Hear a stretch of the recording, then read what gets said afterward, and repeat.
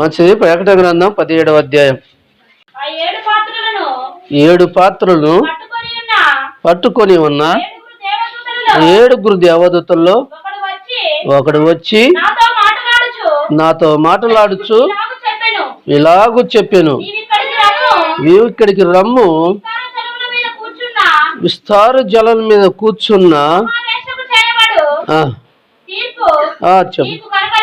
చాలండి, మీకు కనపరిచేది ఎవరికి తీర్పు అండి? ఇది మహా వేశ్యకు. మంచిది. అందరూ సంతోషంగా ఉన్నారా?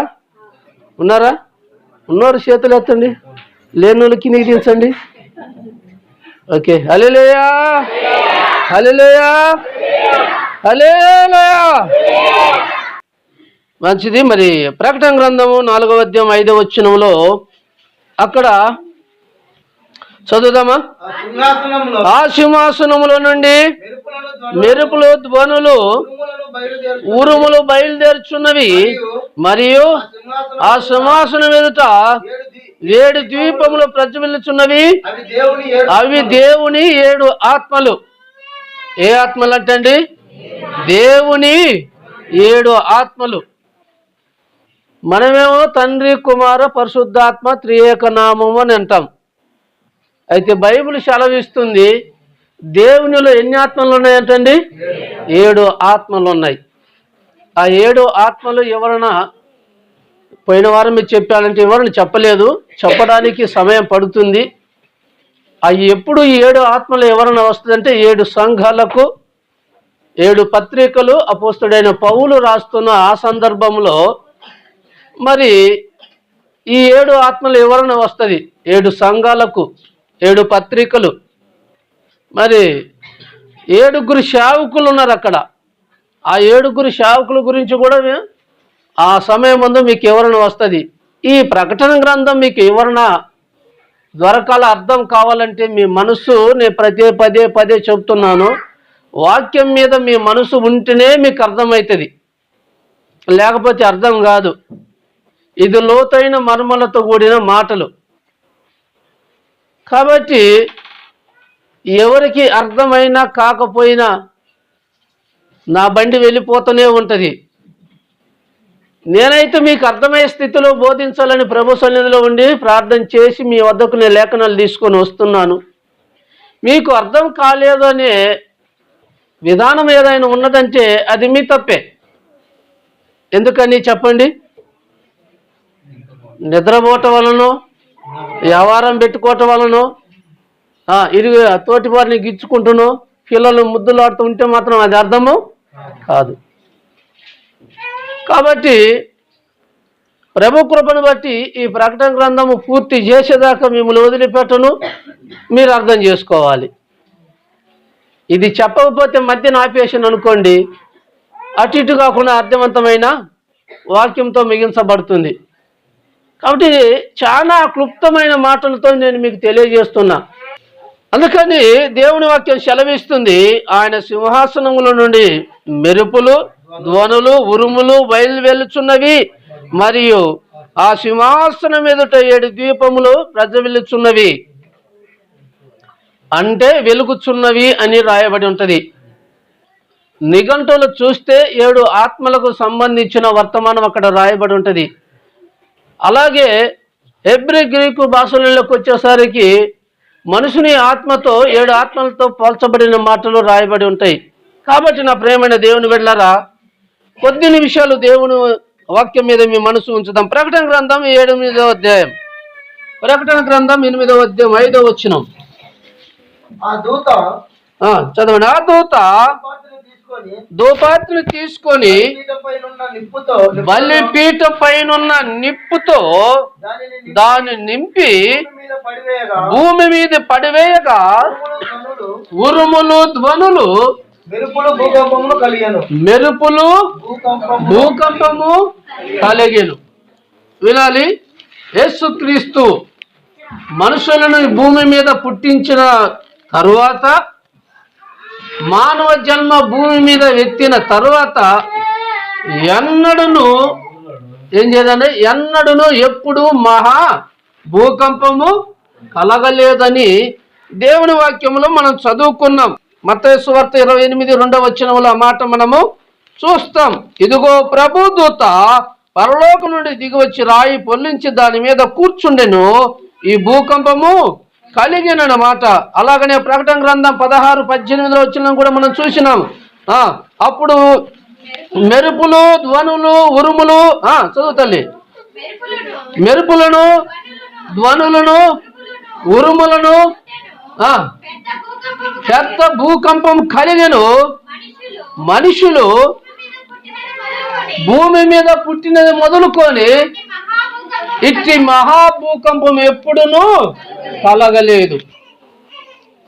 ఇవన్నీ కూడా నా ప్రభు అయిన యేసుక్రీస్తు రాకటకు సాదృశ్యమని మీకు ముందే చెప్పాను. కాబట్టి యేసుక్రీస్తు వారు ఈ లోకానికి తీర్పు తీర్చే రాక మునుపు ఆయన అంటున్నాడు, ప్రజలు మానవ జన్మ ఎత్తిన కానుండి, అనగా మా పూర్వీకులు గతించిపోయిన వారి తరముల నుండి ఇప్పటి వరకు కూడా ఇటువంటి మహాభూకంపం ఎప్పుడు కలగలేదు. కలగకుండటానికి కారణం ఏందనేది ఇప్పుడు ఎవరిని మీకు చెబుతా. ఎందుకు కలగలేదు? ఎందుకు? వర్షాకాలం సాధారణంగా ఉరుములు చూస్తాం, వర్షాకాలంలో సాధారణంగా మెరుపులు కనపడతాయి, కానీ అవి సాధారణమైనవి. అందులో ఒక గొప్ప వెలుగు లాంటిది వస్తుంది ఉరుము ఉరిమినప్పుడు. ఏ మెరుపు అండేది? పిడుగులతో కూడిన మెరుపు. అది ప్రశాంతంగా మన కంటికి కనపడుతుంది, కానీ అంత భయంకరమైన పిడుగులు కూడా ఇంతవరకు పడలేదంట, వాక్యంలో ఉంది. సాధారణంగా ఎక్కడనో గట్టిగా ఉరిమి మెరుపు వచ్చినప్పుడు ఎక్కడో పొలాలలో పడ్డదనో, చెట్లలో పడ్డదనో, లేక అడవుల మీద, గొర్రెల మీద పడ్డదనో మాట మాత్రము వింటున్నాము. అక్కడక్కడ కూడా పిడుగులు పడి మనుషులు చనిపోయినారనే సంగతి వింటున్నాం. అమ్మా తీసుకెళ్ళి బిడ్డ, బయటికి తీసుకెళ్ళి. కాబట్టి దేవుని వాక్యం సెలవిస్తుంది ఏంటంటే, ఎప్పుడు మహాభూకంపము రాలేదు, ఆ తర్వాత ఈ భయంకరమైన భూమి మీద జరగటం లేదు. రెండోది, భూకంపాలు మనము ఇంటనే ఉంటాం, కానీ అది ఒక ప్రదేశానికో, ఒక దేశానికో, లేకపోతే ఒక రాష్ట్రంలో వచ్చినట్టుగా చూస్తాం. అది కూడా ఎక్కడ? ఒక 2%, 3%, 4 డిగ్రీలను, 3 డిగ్రీలను ఫలానా చోట భూకంపం కలిగింది, ఇక్కడ జన నష్టం జరిగిందని మన వార్తాపత్రికలలో చదువుతుంటాం. కానీ ఈ భూకంపం అట్టాడిది కాదు. ఈ జలమే వచ్చే మరి ఈ మెరుపులు అటువంటి మెరుపులు కాదు. అది ఎలాంటి మెరుపులు అంటే, జనాలు పుట్టినది మొదలుకొని ఈనాటి వరకు కూడా ఎన్నడూ కలగని మహాభూకంపం. ఇది ఎప్పుడు వస్తుంది? వచ్చే ముందుగా ఏంటి దీని యొక్క భావం ఏంటిది అంటే, దేవుని లేఖలలో మనం గమనించినట్లయితే, ఇప్పుడు 8వ అధ్యాయం చదువుదాం చూడండి, దాని తర్వాత మీకు వివరణ ఇస్తాను. 8:5 ఆ దూత ధూపార్తిని తీసుకొని బలిపీఠం పైనున్న నిప్పులతో దాన్ని నింపి భూమి మీద పడవేయగా ఉరుములు, ధ్వనులు, మెరుపులు, భూకంపమును ఎప్పుడు వస్తుంటది? ఇది నా ప్రభు అయిన యేసు క్రీస్తుకు 7వ దూతకు ఆజ్ఞాపించిన తర్వాత ఆయన యొక్క సముఖములో, అనగా ఆయన యొక్క పరలోక రాజ్యంలో ఒకటి ఉంది. ఏముందంటే అక్కడ ధూపవర్తి అని రాయబడింది. ధూపవర్తి అనగా అర్థమైందండి, చెప్పాను ఇంతకుముందు. ధూపవర్తి అనగా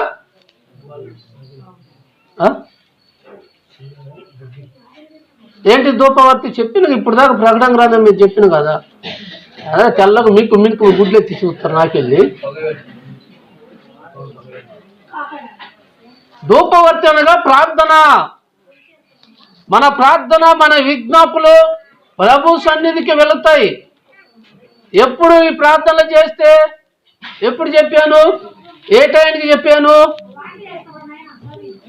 ఆకలి వేసుకునేది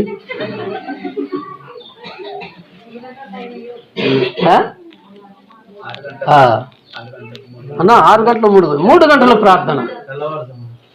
తెల్లవారుజామున నీ ప్రార్థన దేవుని దూతని నీ గృహాన్ని తట్టించి ఏ గృహములైతే ప్రార్థన చేస్తారో వారి ప్రార్థన, వారి కన్నీటి ప్రార్థన, వారి కన్నీటి యొక్క దుఃఖము ప్రతి దేవదూత ప్రతి గడపను తట్టుచు ఉన్నది. ఆ తట్టుచున్న ప్రాంతంలో ఏ గృహములైతే తల్లిదండ్రులుగా పిల్లలుగా బాధ్యతలు కలిగి ప్రభువునందు మెలుకోగలిగి ప్రార్థన చేస్తారో ఆ ప్రార్థన తన దూతలు తీసుకొని ప్రభు యొక్క సింహాసనం ముందు ఉంచుతారు. అయితే ఇక్కడ దూత ప్రకటన చేస్తుంది ఏముందగా, ఆ దూత ధూపవర్తిని తీసుకొని బలిపీఠం మీద పైనున్న నిప్పులతో దాన్ని నింపి, అంటే అప్పుడు దాకా మన ప్రార్థనలు ఎక్కడున్నాయండి? ఆ పాత్రలో సమకూర్చబడింది. నీవు నేను చేసే ప్రతి ప్రార్థన కూడా ఆయన సముఖంలో ఒక పాత్ర ఉంది. ఆ పాత్రలో నీ ప్రార్థన, నీ కన్నీటి ప్రార్థన, నీ కన్నీటి నీరు. అందుకే మరి కీర్తనకారుడు రాస్తాడు కదా, నీ కన్నీటి యొక్క ఆ చుక్కలు ఎక్కడున్నాయనేది ఆయన కవిలో దాచబడి ఉన్నాయి, ఒక పాత్రలో దాచబడి ఉన్నాయి. నీ కన్నీరు యొక్క ప్రార్థనంతా కూడా ఆయన ఒక పాత్రలో నింపుచు దానిని ఒక నిప్పుల కుంపటి మీద పెట్టి ఎప్పుడు దాన్ని మండిస్తూనే ఉంటాడు. నీ ప్రార్థన చల్లారిపోయేది కాదు, నీ భర్త కోసం చేసిన ప్రార్థన చల్లారిపోయేది కాదు, నీ పిల్లల కోసం చేసిన ప్రార్థన చల్లారిపోయేది కాదు. నువ్వు చేస్తున్న సమయంలో నా భర్తకు మారు మనసు రక్షణ కలగాలని, లేక నా భార్యకు మారు మనసు రక్షణ కలగాలని, నా పిల్లలకు మారు మనసు రక్షణ కలగాలని, లేక నా భర్త త్రాగుడు నుంచి బయటికి రావాలని, లేక పేకాట నుంచి బయటికి రావాలని, లేక వ్యభిచారం నుంచి బయటికి రావాలని నువ్వు అనుదినము ఎప్పుడు నీ భర్తల పిల్లల విషయం, కుటుంబ విషయంలో నువ్వు ప్రార్థన చేస్తూ ఉంటావో ఆ ప్రార్థన ఆ పరలోక రాజ్యంలో ఒక పాత్ర ఉంది. ఆ పాత్రలో నీ ప్రార్థన అంతా నింపబడుచున్నది. నింపబడిన ఈ ప్రార్థన ఎప్పుడు నువ్వు అడిగినే ఉంటుంది, ఎప్పుడు దాని కింద అగ్ని మండుతూనే ఉంటుంది. అనగా నీ ప్రార్థన అగ్ని మండినట్టు మండుతూనే ఉంటుంది. మీరు అనుకోవచ్చు, నేను 1 నెల ప్రార్థన చేశాను, ఆయనకు రక్షణ కలగలేదు, ఈమెకు మారు మనసు రక్షణ లేదు, నా అత్తలో మనసు లేదు, నా భర్తలో మనసు లేదు మీరు అనుకుంటున్నారేమో. కానీ నువ్వు ఆత్మీయతగా మొరపెట్టిన ప్రార్థన ప్రభు యొక్క సన్నిధిలోనంట ఆ పాత్రలో ఎప్పుడు అది వెలుగుతూనే ఉంటుంది. అది ప్రభువునకు ఎప్పుడు జ్ఞాపకం చేస్తూ ఉంటుంది. కానీ దేవుడు నిరీక్షణ, ఎవరైతే నిరీక్షణ కలిగి ఓపిక కలిగి ఒకవేళ ఆయన ఆలస్యం చేస్తున్నాడంటే, నీ ప్రార్థనకు జవాబు రాలేదంటే దానికి కారణం ఏంటంటే నీ ప్రార్థన ప్రభు సన్నిధిలో మండుచూ ఉంటుంది. ఎప్పుడైతే నీళ్లు వేడెక్కి పొగ పైకి వెళుతుంటుందో, ఆవిరైపోతుంటుందో, నీ ప్రార్థన కూడా నీ యొక్క విశ్వాసాన్ని బట్టి నీ ప్రార్థన ఆవిరెళ్ళి ప్రభు సన్నిధిలో చేరుతూ ఉంటుంది. అలాగ కొంతకాలము నువ్వు నీర్చెల్లకుండా, సొమ్మచెల్లకుండా, బలహీనురాలు కాకుండా, బలహీనుడు కాకుండా నువ్వు ప్రార్థన చేస్తూ ఉంటే ఖచ్చితముగా నా ప్రభు అయిన యేసుక్రీస్తు నీ ప్రార్థనకు ప్రతిఫలాన్ని ఒక దినమందు చూస్తావు. అందుకే ఈ యొక్క ప్రకటన గ్రంథం 8వ వచనం ఈ మాట, ధూపవర్తిని తీసుకొని బలిపీఠం పైనున్న నిప్పులు దాన్ని నింపి భూమి మీద పడవేయగా ఉరుములు, ధ్వనులు, మెరుపులు, భూకంపం కలిగెను. ఎప్పుడైతే నువ్వు కన్నీటి ప్రార్థన చేస్తూ వారికి కోసం మారు మనసు రక్షణ పొందలేదనుకో, యాక్చువల్గా దేవుడి యొక్క నామాన్ని బట్టి మారుస్తాడు. ఇక తెలుసుకోలేని మూర్ఖుడు ఉన్నాడనుకో, అటువంటి వారి మీదకి దేవుని యొక్క ఉగ్రత ఏ రూపంగా వస్తుందంటే వారి ప్రార్థన వేడి ఎక్కి వారి ప్రార్థన దేవుని సముఖంలో ఆయన పాదాల సన్నిధిలో మొరపెడుతున్నప్పుడు, వారి ప్రార్థన దేవుని యొక్క సన్నిధిలో గోజాడుతున్నప్పుడు దేవుడు చూచి చూచి చూచి తనకు ఎన్నిసార్లు తన ఆత్మ ద్వారా గర్దించినప్పుడు గర్దింపుని వినకుండా ఇక భ్రష్టత్వంలో జీవిస్తుంటాడే అటువంటి బిడ్డల పైన ఆ యొక్క పాత్రలో నింపి, ఏమి నింపండి? అగ్ని నింపి, ఆ అగ్ని నింపి ఆ 7వ దూతకు ఆజ్ఞాపిస్తాడు, ఓ దూత, ఇదిగో ఈ ప్రార్థన అనే ధూపంలో అగ్ని నింపుకొని, అనగా నా కోపం నింపుకొని, ఇది బహోత్తమైన కోపం కాబట్టి ఈ కోపానికి ఏ నరుడును, ఏ పురుగును, ఏ చెట్టును పట్టుకోలేనంత కోపము నా ప్రభు అయిన యేసుక్రీస్తు. ఆ అగ్నికి ఎప్పుడైతే యేసుక్రీస్తులో సహనం నశించిపోతుందో అప్పుడు దీనికి ఆ పాత్రలో నిప్పు పోసి ఆ నిప్పుని తీసుకొని భూలోకం మీద కుమ్మరించమంటుంది. అప్పుడు వస్తాయండి మెరుపులు.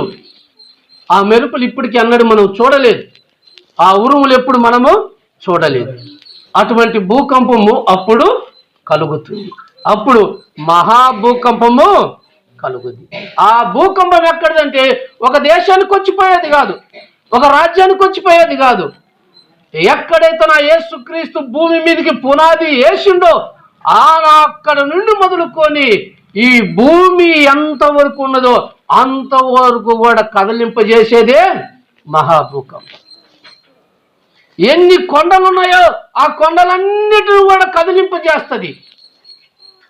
ఎన్ని రాష్ట్రాలు ఉన్నాయో, ఎన్ని జిల్లాలు ఉన్నాయో, ఎన్ని దేశాలు ఉన్నాయో, వీటన్నిటికీ ఒకే దినం ముందు ఒకే భూకంపం కలుగుద్ది. ఆ భూకంపమే మహా భూకంపం. అందుకే దేవుడు ముందే సెలవిచ్చాడు, ప్రజలు భూమి మీద పుట్టిన మొదలుకొని ఈనాటి వరకు కూడా అటువంటి భూకంపము కలగలేదు, కలగబోతుంది. ఇంకా అది ఎప్పుడంటే 3వసారి నా ప్రభు అయిన యేసుక్రీస్తు తన ఉగ్రతను భూమి మీద కురిపిస్తున్నప్పుడు. చెప్పాను 3 తరాలు కూడా ఎలా గతించాను. 1 జలప్రలయం చేత ముగించబడ్డది. 2వది తన యొక్క ఇజ్రాయెల్ ఎప్పుడైతే దేవుని యొక్క కోపానికి దాసులైనప్పుడు వాళ్ళకు శ్రమల పాలు చేస్తూ వస్తున్నాడు. ఆ కోపము 15వ అధ్యాయముతో ముగించబడుతున్నది. అనగా శ్రమలు, కష్టాలు, నిందలు, అపనిందలు, మనుషులకు వేదన, బాధ, నెమ్మది లేని జీవితం, ఇదంతా కూడా ఒక తరానికి చూస్తూనే మనం కూడా అనుభవిస్తూనే వస్తూనే ఉన్నాం. ఇది 2వది. 3వదిగా రాబోతుంది అనే వాక్యాన్ని మీకు నేను చదివి వినిపించాం కూడా కదండి. కాబట్టి నా ప్రభు అయిన యేసుక్రీస్తు రానున్న దినాలలో ఏ ప్రజలకైతే వారి ప్రార్థన, కన్నీటి ప్రార్థన దేవుడు ఆలకించిన తర్వాత వాళ్ళు దేవుని బిడ్డల యొక్క మాటల ద్వారా వారి ఆత్మలో మరి మాట్లాడుతున్నప్పుడు, వాళ్ళ హృదయాలు తాకుతున్నప్పుడు, వాళ్ళ హృదయాలను దేవుని వాక్యం చేత బలపరుస్తున్నప్పుడు, మారు మనసు రక్షణ లేకుండా ఏ దాసుడు ఏ దాసులైతే మిగిలిపోతుందో అటువంటి వారికి ఇటువంటి మెరుపులు, ఇటువంటి భూకంపము, ఇటువంటి మహాభూకంపాన్ని చూడగలుగుతారు. అప్పుడు భూమిలో నుండి వచ్చిన తేళ్లకు, అనగా మిడతలే తేళ్ల రూపంలో తయారై వాటికి ఏ మిడతలు, ఏ తేలుకైతే లేని బలము, ఏ మిడతలకు లేనైతే బలము, స్వరూపమేమో మిడతల స్వరూపము, మిడతల స్వరూపము కానీ వాటికి ఉన్న ఆ తేళ్లకుండేంత బలము ఆ మిడతలకు అనుగ్రహిస్తుంది. ఇప్పుడు మనం కుట్టే తేలు సాధారణమైన తేలే. ఒకరోజు కుడితే ఏదో మంత్ర కడిపోయి మంత్రం ఇచ్చుకొని సూదేపించుకొని ఇసాన్ని ఎరగొట్టుకుంటారు. కానీ ఆనాడు భూకంపము కలిగినప్పుడంట భూమిలో నుండి లేచిన మిడతల వంటి తేళ్లు అవి నిన్ను కుడుతున్నప్పుడు అరికాళ్ళు మొదలుకొని నడినెత్తు వరకు కూడా అది ఏ మంత్రగాడు చేసినా తగ్గదు, ఏ హాస్పిటల్ పోయినా తగ్గదు, ఏ యొక్క దేశానికి పోయి నువ్వు సంపాదించుకొని డబ్బులు సంపాదించి కూడబెట్టుకొని తీసుకొని పోయి పలానా చోట దైవ సేవకుడు ప్రార్థన చేసుకున్న దైవ సేవకుడు ప్రార్థన చేసినా తగ్గదు. దానికి అంతము మరణమే, దానికి అంతము మరణమే. ఆ మెరుపు కలిగినప్పుడంట పుట్టగొడుగులు మెరిసినట్టు మెరిసే పాము లాంటి జీవులు లేస్తాయంట. ఈ లేఖనాలను చూపించుకుంటూ పోతే నా సమయం చాలు కాబట్టి నేను ఊరికి వర్ణించుకుంటూ వెళ్ళిపోతున్నా. అది కాటు వేసినప్పుడు, ఈరోజు కాటు వేస్తే మనిషి బ్రతకొచ్చు కొద్దిగా అవకాశం ఉన్నప్పుడు, కానీ అవి కాటు వేసినప్పుడు మనిషి బ్రతకడానికి అవకాశము లేదు. కాబట్టి నా ప్రేమైన దేవుని బిడ్డలారా, దేవుని వాక్యం సెలవిస్తుంది, మర్మములతో కూడిన ప్రకటన గ్రంథం అని, అందుకే దాన్ని పిలువబడుతున్నది. కాబట్టి నీ ప్రార్థన అనుకుంటూ నాకు వ్యర్థమైపోతుంది ఏమని, వ్యర్థం ఎన్నటికీ కాదండి.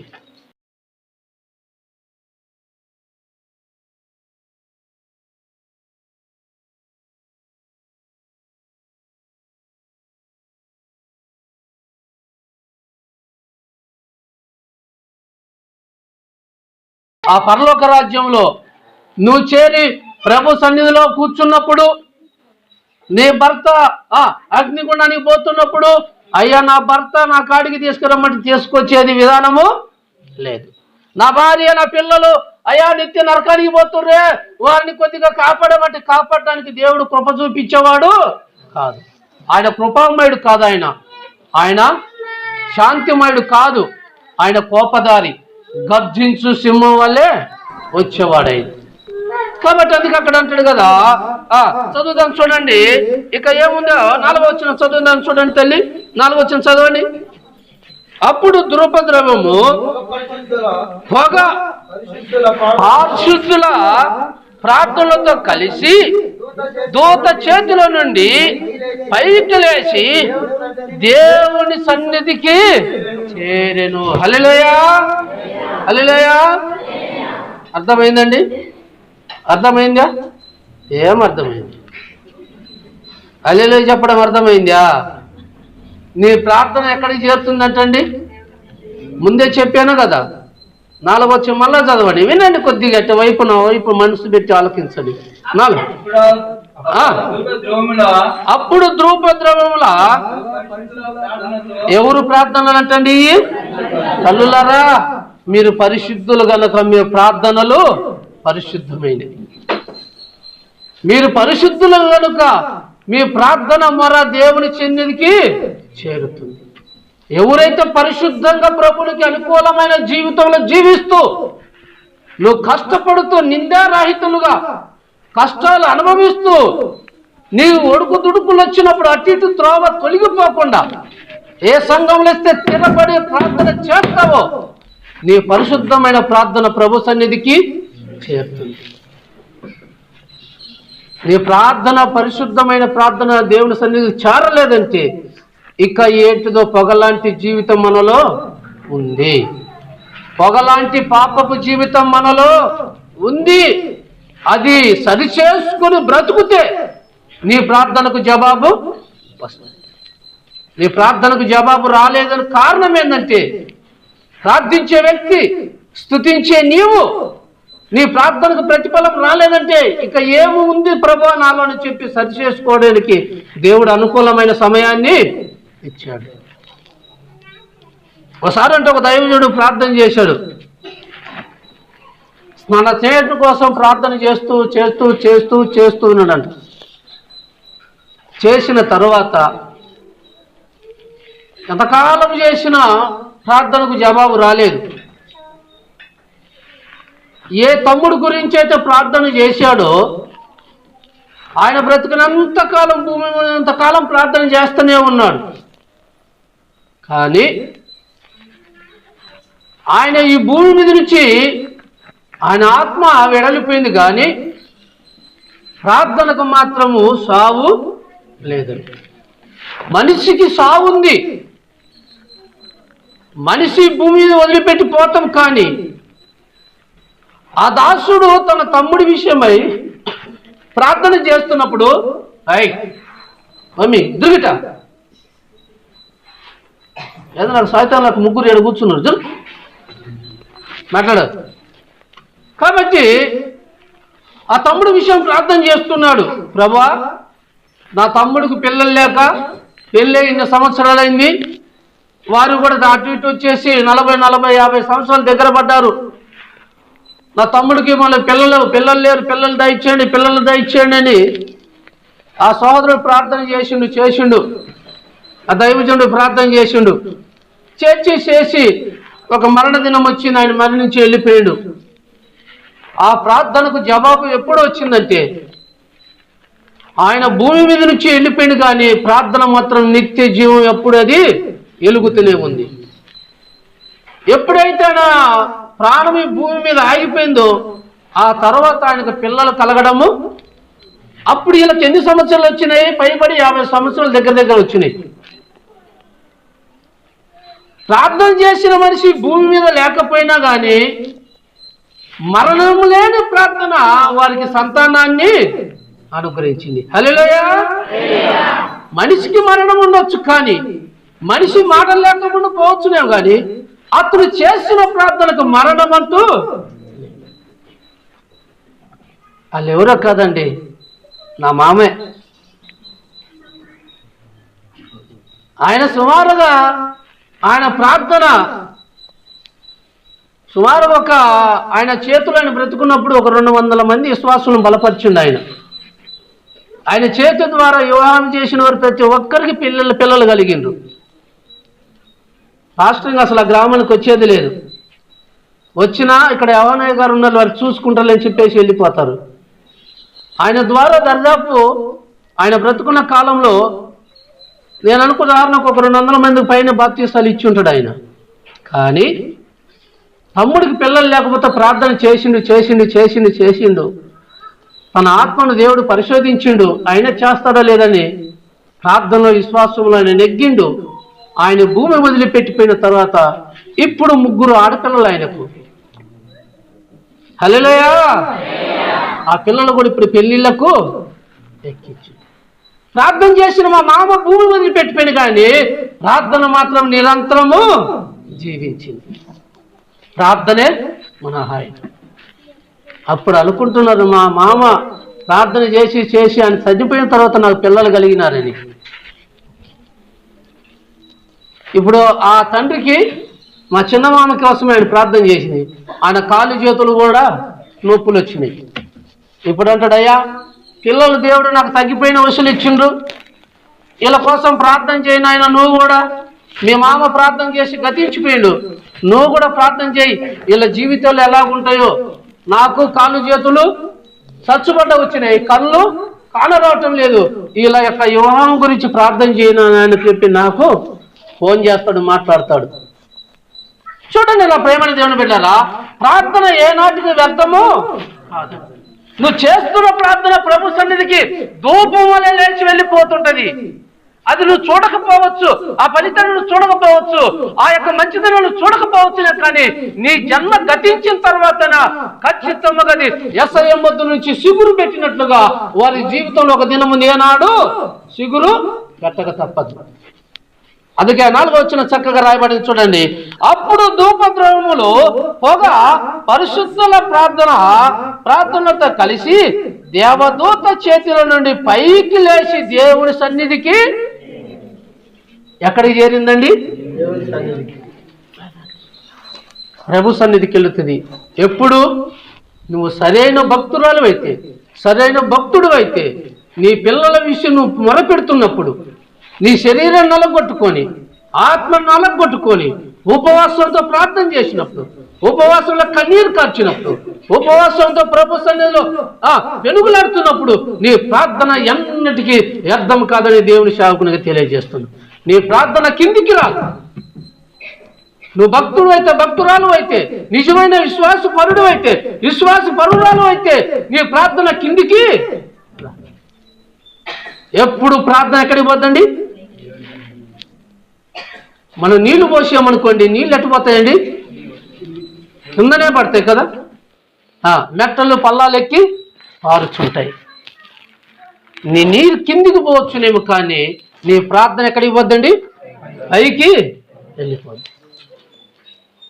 దేవుడిని ఏ నిమిత్తమైతే, ఏ కార్యం నిమిత్తమైతే నువ్వు ప్రార్థనలో పెడతావో అది ఖచ్చితంగా ఒక దినమందు నువ్వు ఆ ఫలితాన్ని ఖచ్చితంగా నువ్వు చూస్తావు.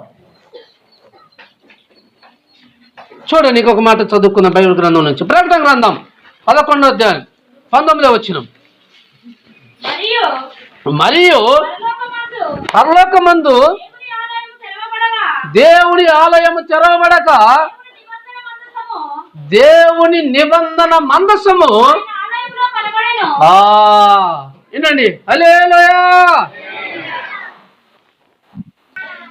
ప్రార్థనలో పాడిన వాళ్ళ చేతులు ఎత్తండి ఒకసారి. ఉదయకాలం ప్రార్థన చేసుకున్న వాళ్ళు, ఉదయకాలం ప్రార్థన చేసిన వాళ్ళు. చేతులు పైకి ఎత్తండి గట్టిగా. మిగతా చేతులు ఏమైపోయా? ఎక్కడికి పోయినాయి మీ ప్రార్థనలు? తల్లులారా, ఒక దేవుని సేవకునికి మరలా 2 చేతులు జోడించి మీకు చెప్తున్నాను, నీ పిల్లలు బాగుపడటానికి కారణం మీరే కారణం. మీ పిల్లలు వెలిగించబడాలంటే మీరే కారణం. మీ ఆత్మలు చల్లారిని అంటే వారి ఆత్మలు చల్లారిపోతాయి. వాక్యం అన్నిటికంటే కూడా ఇంపార్టెంట్ అయింది మనకు, మన జీవితాలకు ప్రార్థన. నీరు లేకపోతే ఎలాగ తప్పికొంటాము, గాలి లేకపోతే ఫ్యాన్ కోసం ఎదురు చూస్తాము. ప్రార్థన లేని జీవితము వ్యర్థం అండి, వ్యర్థం. మీ పిల్లల కోసం మీరు ప్రార్థన చేయండి, మీ బాగు కోసం ప్రార్థన చేసుకోండి. ఏదో రోజుకు 300 రూపాయలు కూలి దొరుకుతుంది, తెచ్చుకున్న వాటిని తింటున్నాం, మంచి వస్త్రాలు వేసుకుంటున్నాం, మంచిగా సంపాదించుకుంటున్నాం అన్నది అనుకోకండి. ఆ సంపాదన ఈ లోకం వరకే, ఆ తిండి ఈ లోకం వరకే, ఆ 300 రూపాయలు 3 గంటల సేపే. కానీ నువ్వు చేసే ప్రార్థన ఈ లోకంలో ధనము చేకూరుస్తుంది, పరలోకంలో ధనము చేకూరుస్తుంది. అందుకే నేను ముందే చెప్తాను, ప్రతి దినము లేచి ప్రార్థన చేయండి, ప్రార్థన చేయండి. ఎందుకంటానంటే ప్రార్థన చేయకుండా పోవటానికే మన ఎదుగుదల లేదు. ఇక్కడ పరలోకంలో ఆలయం తెరవబడదండి. దేనికి తెరవబడది? దేనికి తెరవబడది పరలోకంలో ఆలయం? ఒక భక్తుడు మరణించేటప్పుడు మొరపెట్టిండంట. ఎవరా భక్తుడు చెప్పండి? ఒక భక్తుడు మరణించేటప్పుడు వాళ్ళని రాళ్లతో కొడుతున్నప్పుడు, యెరూషలేము నుంచి బయటికి వీధులలోకి లాక్కొచ్చేటప్పుడు, ఆయన కుక్కలు లాక్కొచ్చినట్టు లాక్కుంటున్నప్పుడు, శరీరం అంతా దూక్కపోతున్నప్పుడు, మోకాళ్ళన్నీ కొట్టకపోతున్నప్పుడు ఆయన ప్రార్థన చేస్తుంటే పరలోకము తెరవబడి నా యేసయ్య సింహాసనం మీద నుండి లేచి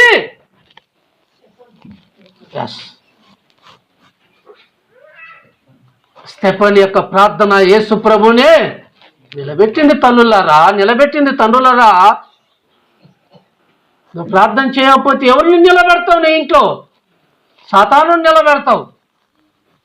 ప్రార్థన లేని కుటుంబము అంత గందరగోళమే. ప్రార్థన లేని కుటుంబము ఎలాగుంటుందండి? ఏర్పుతో, కూర్పులతో, పళ్ళు కొరుకుట, తగులాట, గుద్దుకొనుట, తనుకొనుట, చిచ్చులు పెట్టే రకానికి మన కుటుంబాలు దిగుతాయి. ఆ ప్రార్థన ఇక్కడ రాస్తుండండి. ప్రకటన గ్రంథకర్త యోహాను సువార్త, యోహాను భక్తుడు ఇక్కడ రాశాడు, పరలోకంలో దేవాలయం తెరవబడింది. ఆ పరలోకంలో ఏముందంటండి? ఆయన పెట్టిన యొక్క మందసముగా సమకూర్చి నిబంధన కనబడింది. ఏ మందసం అది? నిబంధననే మందసం. నిబంధన అంటే ఏంటిది? అర్థం ఏంటిది? నిబంధన అంటే ఏంటిది?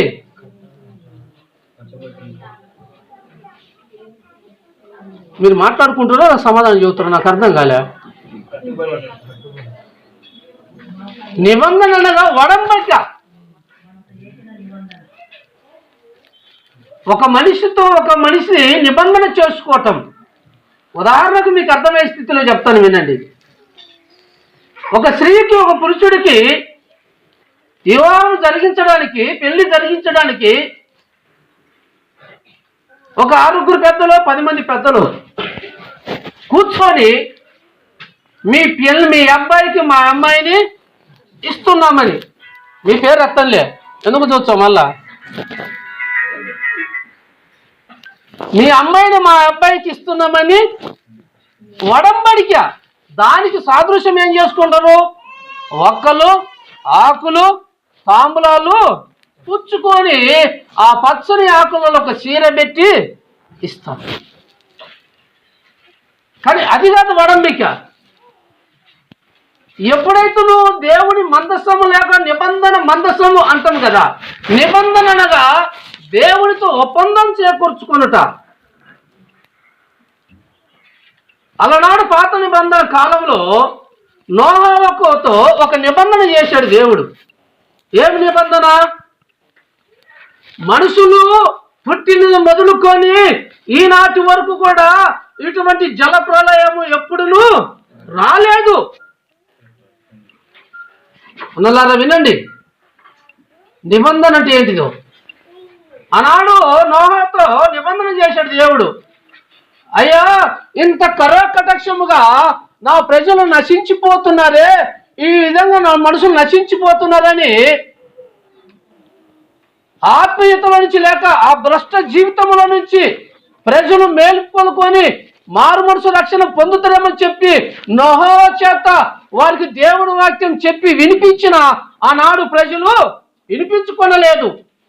అయితే దేవునికి మహాకోపం వచ్చి ఉగ్రత వచ్చి వారి పాపముల పొర్లుతున్నప్పుడు అప్పుడే దేవుని లేఖనాలు చలవిచ్చాయి, దేవుని కుమారులు నరుల కుమార్తెను చక్కని వారని వారు పెళ్లిళ్ళు చేయించుకుంటూ పెళ్లిళ్ళు విచ్చుకొనుచు పెళ్లిళ్ళు చేయించు వారు త్రాగుతూ ఏం చేశారండి?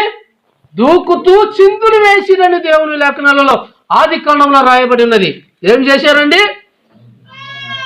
దేవుడు ప్రజలను దీవించి ఆశీర్వదించి గొప్పవారికి చేసిన తర్వాత ఆ ప్రజలు పుట్టించిన యజమానుని మర్చిపోయి కలగజేసిన సృష్టికర్తను మర్చిపోయి దేవుని యొక్క కుమారులంట నరుల కుమార్తెను చక్కని వారని చెప్పి వారి హృదయానికి నచ్చిన పిల్లను వారు చేసుకుంటున్నారు. కానీ చేసుకోవటం తప్పు కాదు, కానీ చేసుకోవటములో తప్పు చేశారు వాళ్ళు. చేసుకోవటము తప్పు లేదు, కానీ చేసుకోవటంలో తప్పు చేశారు. ఏం తప్పు అంటే, ముందుగా ఏ యొక్క యుగానికి దేవుడు రావాల్సిన సమయాన్ని దేవుని పిలవకుండా సృష్టించిన సృష్టికర్తను మర్చిపోయి వారి శరీర సంబంధమైన త్రాగుడును శరీర సంబంధమైన లోకాచారాలను ముందు పెట్టుకొని వారి పెళ్లిళ్ళు చేసుకుంటారు. దేవుడి కుమారులు అంటే ఎవరు? దేవుడి కుమారులు అంటే ఎవరండి? దేవుడి చేత మొట్టమొదటిగా సృష్టింపబడిన మనిషి ఆదాము, ఆయన దేవుని కుమారుడు. అంటే నరుల కుమార్తెలు అంటే ఎవరు? ఆదామా? అవ్వ మానవుల నుంచి తీయబడ్డది కాబట్టి అందుకని ఆమెకు నారి అని పేరు పెట్టబడింది. అందుకని ప్రభు అయిన యేసుక్రీస్తు ఎందుకు ఆ దినాలలో దేవుడు ఒడంబిక చేసుకుంటే, ఇక ఇంతమంది కఠినమైన జీవితంలో జీవిస్తున్నారు, ఎంతమంది నా భక్తులు వచ్చి వాక్యం చెప్పినా ప్రార్థన చేసినా వారి జీవితంలో ఫలితం లేదు కాబట్టి వారిని నాశనం చేయడానికి దేవుడు తీర్మానము తీసుకున్నారు. అప్పుడు వారంతా లోకమంతా పరిశీలించి చూసినప్పుడు ఆయన దృష్టికి నిందారహితుడిగా, ప్రార్థన పరుడుగా, ప్రార్థన కుటుంబంగా, ప్రార్థన జీవితం కలిగిన వ్యక్తిగా, ఎటువంటి కలుష్యంతో లేని మనిషిగా ఆ మనిషి దేవుని దృష్టికి కనపడాడు. ఎవరు? నోహా. అప్పుడు నోహా అంటాడు, నోహా, నీవును నీ కుమారులు నీ కోడలను నీతో పాటు మిగిలిన రెండు జతలుగా ఎద్దులను మరి పశువులను కానీ మేకలను కానీ గొర్రెలను కానీ మూగ జీవులను కానీ ఎన్ని ఆకాశ పక్షులతో కూడిన వాటన్నిటిని కూడా రెండు జతలుగా నువ్వు తయారు చేసిన ఓడలోనికి మీరు ప్రవేశించండి, ఈ జనాన్ని ఈ జలమయము ద్వారా నేను నాశనము చేయను. అప్పుడు అంటాడు నోహను, భూమి మీద నీళ్లు అన్ని విడికిపోయిన తర్వాత, నోహ భూమి మీద అడుగు పెట్టిన తర్వాత, నోహా నేను నీతో నిత్య నిబంధన చేయించున్నాను. ఏ నిబంధన అంటే, ఇటువంటి జల ప్రళయము ఇప్పుడు ఎన్నటికి ఇంకను రాదు, నా ప్రజలను ఎప్పుడు నాశనము చేయలేదు కాబట్టే ఈరోజు నేను కూర్చోగలిగింది. అర్థమైందా నా తల్లులారా? ఆయన తీర్మానం తీసుకోవాలి, ఇంకా ఎదురు చూస్తున్నాడు. చేయలేదు కాబట్టి ఆయన ఒడంబిక చేసిండు కాబట్టి నీకు నాకు తెగులు రాలే. ఆయన నిబంధన చేసిండు కాబట్టి ఈ దినమందు నువ్వు నేను ఈ 2026 సంవత్సరంలో ఈ ప్రపంచంలో 2వ ప్రభు దినమందు మనం అందరం కూర్చున్నామంటే మన మీద ఇంకా ఆయన తీర్మానము తీసుకోలే. అదండి ఒడంబడిక అంటే. ఒక నాశనం నుంచి తప్పించేదే ఒడంబడిక. అలాగే నీవు కూడా నిబంధన చేసినావు. ఎలాగ నిబంధన చేసినాం మనము? ప్రభువా, ఇక నుంచి నేను లోకంలో నుంచి నీ సాక్షిగా నేను బ్రతకడానికి నా కుటుంబం, నేను, నా భార్య, నా పిల్లలు మేము తీర్మానం తీసుకుంటున్నాము, బాప్తిసం తీసుకుంటున్నాము. తీసుకున్న కానుంచి ఇక నేను నీ బిడ్డను, నీవు నా తండ్రిని, నేను నీ తంతకట్టబడుతున్నాను, నన్ను నువ్వు పోషించే కర్తవు, సృష్టికర్తవు నీవు, నీతో నేను నిబంధన చేసుకొని బాప్తిసం తీసుకున్నాను. ఇక నుంచి నన్ను నువ్వు లోకములో నుంచి పరిశుద్ధుల యొక్క సంఘములోనికి చేర్చబడుతున్నావు అని నీ ఆత్మలో తీర్మానం తీసుకొని బాప్తిసం తీసుకున్న తర్వాత, అప్పుడు బాప్తిసం తీసుకునే ముందు పాస్టర్ గారు అడుగుతారు కదా, అమ్మా ఎవరి చేతనే నువ్వు ప్రేరేపింపబడి, ఎవరైనా బలవంతం ద్వారా నువ్వు బాప్తిసానికి వచ్చినావని అడిగేది అందుకే పాస్టర్ గారు. ఎవరైనా నీ తండ్రి బలవంతం చేసిండా, నీ తల్లి బలవంతం చేసిండా, నీ భర్త బలవంతం చేసిండా? బలవంతంగా పూర్వకంగా తీసుకునేది బాప్తిసము కాదండి.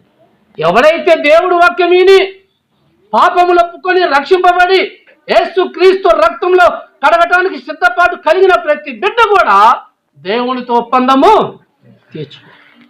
ఆత్మలో ప్రేరేపణ కలిగిన వారే ప్రభుతో ఒప్పందాన్ని చేర్చుకోవచ్చు.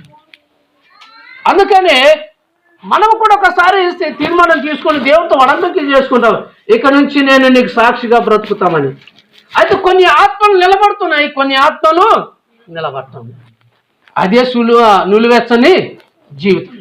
బాప్తిసాలు తీసుకున్నాక కష్టాలు రావని కాదు, బాప్తిసాలు తీసుకున్నాక వేదన రాదని కాదు, బాప్తిసాలు తీసుకున్నాక శోధన రాదని కాదు, ఇంకా ఎక్కువ అవుతుంది, ఇంకా ఎక్కువ. ఆ ఎక్కువైన సమయంలో నీ ఆత్మను తల్లకిందులుగా చేయకుండా కాపాడుకోవాలి. అది ఎలా కాపాడుతావు? నువ్వు ప్రభుత్వ నిబంధన చేసావు కదా, అయ్యా ఇదిగో నేను నిబంధన చేశాను, ఇప్పుడు నాకు శ్రమలు మొదలైనవి, ఈ శ్రమల నుంచి నన్ను తప్పించు, నా కుటుంబాన్ని తప్పించు, నా పిల్లలను తప్పించు, నా బిడ్డలను తప్పించు, ఈ శ్రమల పాలు కాకుండా నన్ను విడిపించమని ప్రార్థన చేస్తావో, నీ ప్రార్థన దేవుని దూతల చేత ఆకాశంలోనికి ఎత్తపడుచున్నాడు. అయితే ఇక్కడ అంటాడు కదా దేవుని భక్తుడు, చదువుతల్లి మరలా, మరియు పరలోకనందు దేవుని ఆలయము తెరవబడగా దేవుని యొక్క మందసము, ఆయన నిబంధన ఆయన ఆలయములో. ఇప్పుడు రండి త్రోవలేకి. అప్పుడు నిబంధన చేసినవు కదా, అయ్యా నేను బాప్తిసం తీసుకుంటున్నా, ఇక లోకానికి నాకు సంబంధం లేదు, పాపానికి నాకు సంబంధం లేదని నువ్వు ఒప్పందం చేసినవు కదా, నువ్వు మర్చిపోయి ఉండొచ్చు, దేవునితో చేసిన ప్రార్థన నువ్వు మర్చిపోయి ఉండొచ్చు.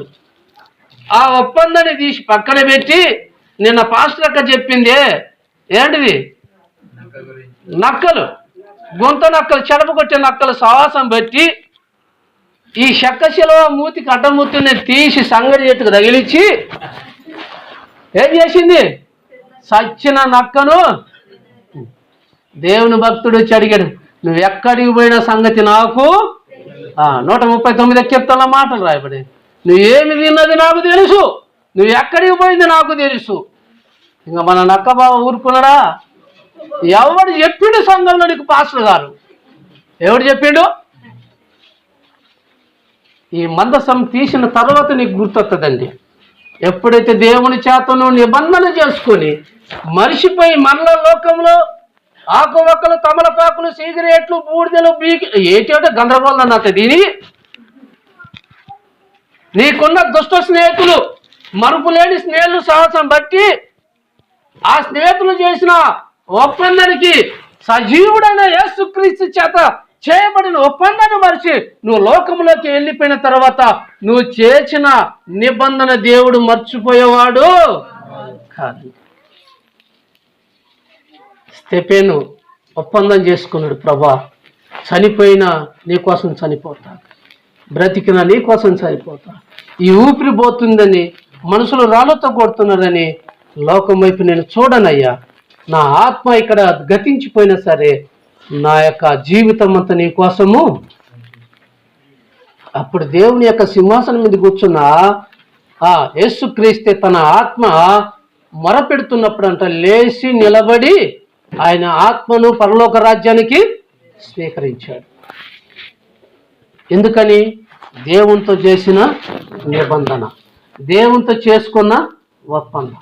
తల్లులారా ఎవరైనా తప్పిపోయారా? తండ్రులారా ఎవరైనా తప్పిపోయారా? మాటల ద్వారా కానీ, మీ క్రియల ద్వారా కానీ నువ్వు మర్చిపోవచ్చునేమో, కానీ దేవుడు మర్చిపోడు అని అక్కడ రాస్తున్నా కదా. ఆ దేవుని ఆలయములో తెరవబడగా ఆ దేవుని మందసము అనే ఆలయములో కనబడెను. తర్వాత చదవండి. అప్పుడు మెరుపులు, ధ్వనులను, ఉరుములను, భూకంపమును, గొప్ప వడగళ్ళను ఏం చేసినండి? ఎవరి మీద? నిబంధన చేసిన వారు, నిబంధన తప్పిపోయిన వారి మీద, నిబంధన పోగొట్టుకున్న వారి మీద, ప్రార్థన లేక గడిపిన కుటుంబాల మీద, ప్రార్థన జీవితం లేని దేహాల మీద ఆయన ఉరుములను, వడగళ్ళను, గొప్ప భూకంపాలు. వింటున్నారా నా ప్రేమని దేవుని బిడ్డలారా? నా టైం అయిపోయి వచ్చింది, ముగిస్తున్నా. ఒప్పందాన్ని మర్చిపోయినవా నీ జీవితంలో? బాప్తిసం తీసుకోవటంటే అశమశం కదండి. ఏదో పాస్టర్ గారు వచ్చాడు, తొట్టి నీటిలో ముంచుడు, పైకి లేపిండు అనుకుంటున్నదేమో. ఆ తర్వాత నీ కథ అర్థమయ్యేది. ఏంటిది అది? మహానందమైన పట్టణంలోనికి చేర్చబడే కథ. ఆయన అన్నాడు, అయ్యా బాప్తిసం అంటే నాకు 70 సంవత్సరాలు వచ్చేదాకా నేను తీసుకోను. 70 సంవత్సరాలు నువ్వు తీసుకునేది లేదు, ఆయన ఇచ్చేది లేదు. ఇచ్చేవాడు ఇస్తాడు. యోహాను ముందే చెప్పాడు, నాకంటే వెనక వచ్చేవాడు అగ్నిలోను చెప్పలేదు తల్లులాగా కాల్తరా బాప్తిసం ఇస్తాడు. నేను ఆయన చెప్పుల వారు ముట్టడానికి అరుణు కాను, కానీ నాకంటే వెనక వచ్చేవాడు అధికమైన శక్తిమంతుడు. నేను నీళ్ళల్లో బాప్తిసం ఇచ్చేవాడిని, కానీ ఆయన అగ్నిలో ఖచ్చితంగా ఇస్తాడు బాప్తిసం. ఈయకనేం తప్పడు. మాట ఇచ్చిన దేవుడు తప్పనే. ఆయన నరుడు కాదు, మాట తప్పను. ఆయన పురుగు కాదు, గతించిపోడు. 70 సంవత్సరాల దాకా నీకేమైనా గ్యారెంటీ ఉందా? ఒక ఫ్యాన్కైనా సంవత్సరం గ్యారెంటీ ఉంటుందేమో అని మనిషికి గ్యారెంటీ ఉందే? గ్యారెంటీ ఎవరికైనా ఉంది ఇక్కడ? ఉంటే చెప్పండి, నేను కూడా తీసుకుంటా మీ కాదా? గ్యారెంటీ లేదమ్మా, గ్యారెంటీ లేదయ్యా. దేవుడు నీకు అనుకూలం ఇచ్చిన సమయాన్న యవనస్తులారా, కూర్చున్న బిడ్డలారా, యవన బిడ్డలారా, దేవుడు మీలో ఆత్మ వెలుగున్నప్పుడే దేవుని కోసం తీర్మానం తీసుకోండి. ప్రభు కోసం వెలిగించబడండి. ప్రభు కోసం మీ ఆత్మను చల్లారకు మునిపే మీ ఆత్మను వెలిగించబడాలంటే బాప్తిసము తీసుకోండి. అందుకు దేవునితో నిబంధన చేశాడు ఆ దినాలలో. ఆ నిబంధన దేవుడు 2వ రాకట వచ్చినప్పుడంట ఎవరి బిడ్డలు నాతో నిబంధన చేశారో ఆ నిబంధన యొక్క గదిని తెరిచింది దేవుడు పరలోకంలో. ఆ గదిని తెరిచిన తర్వాత పోయిన వారందరికీ కూడా ఇక్కడ నిబంధన చేసి, తండ్రి నువ్వు నా దేవుడు, నువ్వు లేకపోతే నేను లేను, నువ్వు లేకపోతే నేను బ్రతకలేను, నువ్వు లేకపోతే నేను జీవించలేనని చెప్పి బాప్తిసం తీసుకున్న దేవుని బిడ్డలారా వినండి.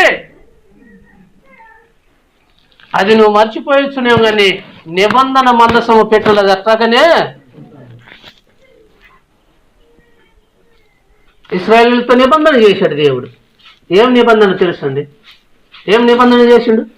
అందుకే ఆదికాండం 1వ అధ్యాయం పాత నిబంధన, కొత్త నిబంధన మత్తయి సువార్తల క్రొత్త నిబంధన ఉన్నది చూడండి. పేపర్ మీద ఉంటుంది, రాయబడి ఉంటుంది. పాతది గతించిన క్రొత్తయి అనగా ప్రభు చేత నిబంధన చేసుకున్న ఆ నూతనమైన బాప్తిసం తీసుకున్న దేవుని బిడ్డలారా వినండి. నిబంధన ఎన్నటికీ మీరు మర్చిపోవద్దండి. అది పరలోకంలో దాచబడి ఉంటుంది.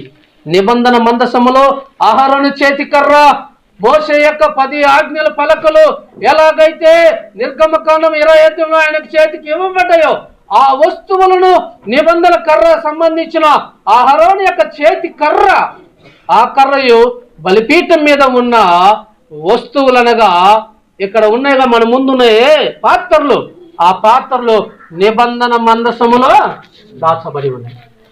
ఈ నిబంధన మందసము ఇశ్రాయేలీయులారా మీతో వస్తున్నప్పుడు మీరు అనేకమైన చోట్ల విజయాన్ని సాధించుకుంటూ వెళుతారు. ఈ నిబంధన మందసం మీరు ఎంట రానప్పుడు మీరు యుద్ధాన్ని జయించలేరు. వీళ్ళు బలహీనులైపోయి ఇజ్రాయెల్ ప్రజలు మందసాన్ని ఇశ్రాయేల్ కాకుండా ఫిలిష్తీయులకు అప్పగించారు. వీళ్ళు ఎప్పుడైతే ఫిలిష్తీయులకు ఇజ్రాయెల్ ప్రజలు దేవుని మందసాన్ని అప్పగించినరో ఇజ్రాయెల్ యుద్ధం చేసినప్పుడు ఓడిపోవడం మొదలుపెట్టారు. దేనికి ఓడిపోయినారు వాళ్ళు? మందసాన్ని, దేవుడు గుర్తిచ్చిన మందసాన్ని వాళ్ళు నిర్లక్ష్యం. ఏముంది పెట్టెలో?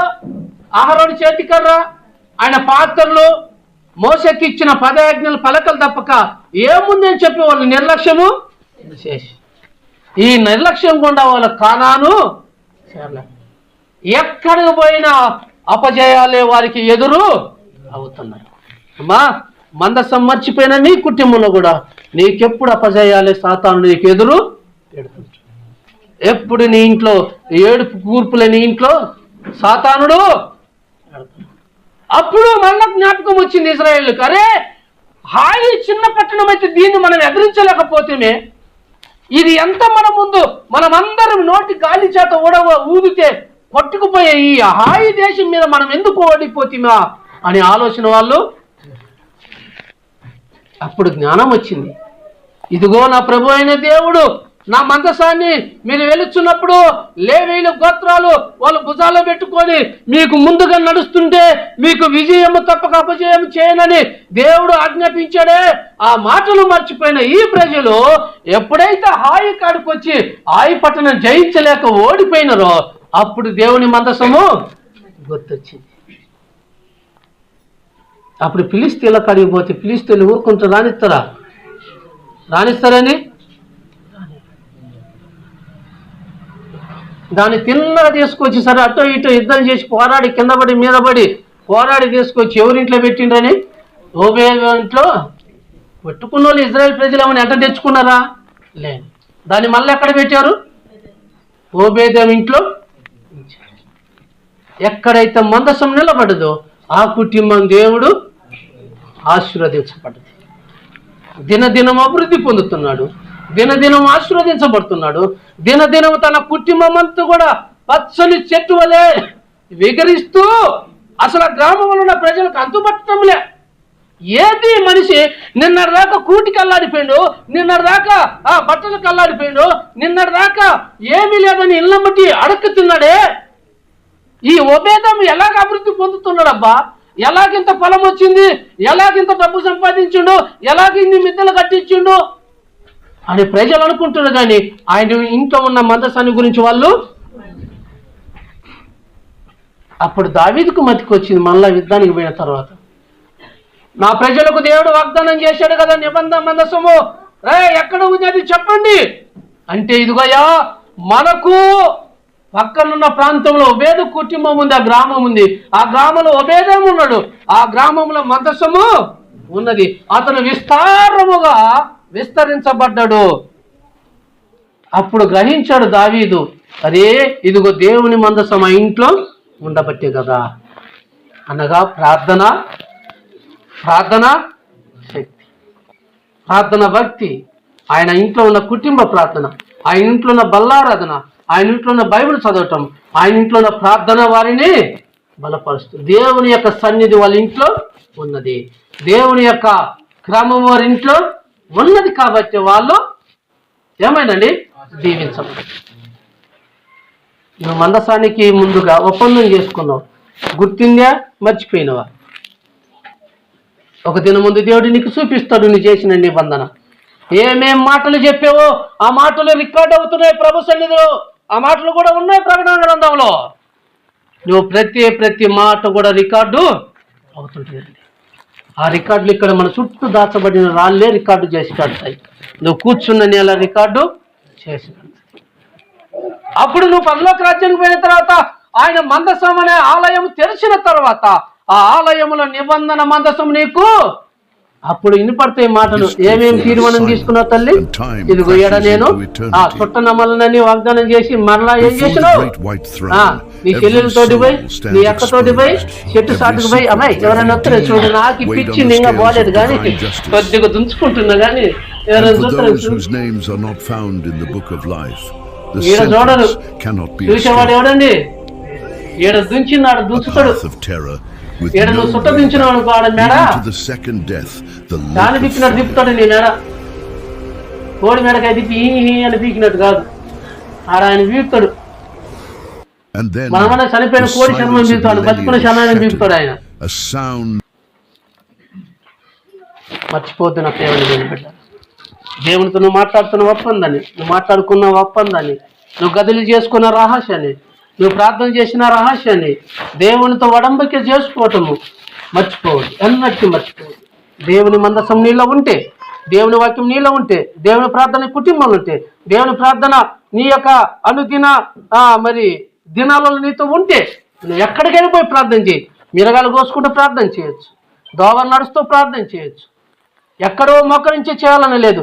దేవుడు అంతటా సర్వయామి, ఆయన అనుదిక్కులా ఉన్నవాడు, భూమి అంతటా వ్యాపించినవాడు, నువ్వు కూర్చున్న ప్రతి స్థలములో ఆయన ఉన్నవాడు.